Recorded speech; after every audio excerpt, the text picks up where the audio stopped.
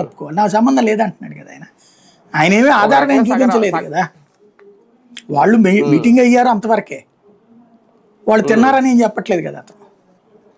అతను కనుక్కోమన్నాడు రాజకేశ్ రెడ్డిని, అతను నాకు సంబంధం లేదన్నాడు. ఏం చూపెడతారు అక్కడ? కానీ ఒక రకంగా ఒక సగం వరకు అప్రూవర్ అయిపోయారేమో విజయసాయి రెడ్డి. అప్రూవర్ వేరు, ఆరోపణలు వేరు. ఆంధ్రజ్యోతి రాసేది కూడా ఆరోపణే, ఈనాడు రాసేది కూడా ఆరోపణే. వాళ్ళు అప్రూవర్గా మారినట్టు కాదు కదా. హింట్ ఇవ్వడం అంటే తన మీద నుంచి మళ్ళించుకోవడానికి హింట్ ఇవ్వడం, వేరే వాళ్ళ మీదకి తోయడం.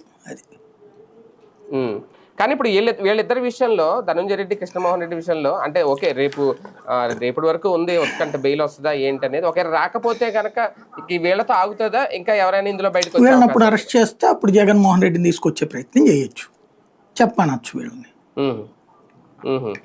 చూడాలి. అంటే ఆల్మోస్ట్ ఒక కొలిక్కి వచ్చేస్తుంది అనుకోవచ్చు సార్ కేసు. ఇప్పుడు కేసు కొలిక్కి వచ్చాడు అంటే డబ్బులు దొరికినప్పుడు అండి, మిగతా అదంతా కేసు ఆల్రెడీ కొలిక్కి వచ్చేసినట్టు వీళ్ళ దృష్టిలో.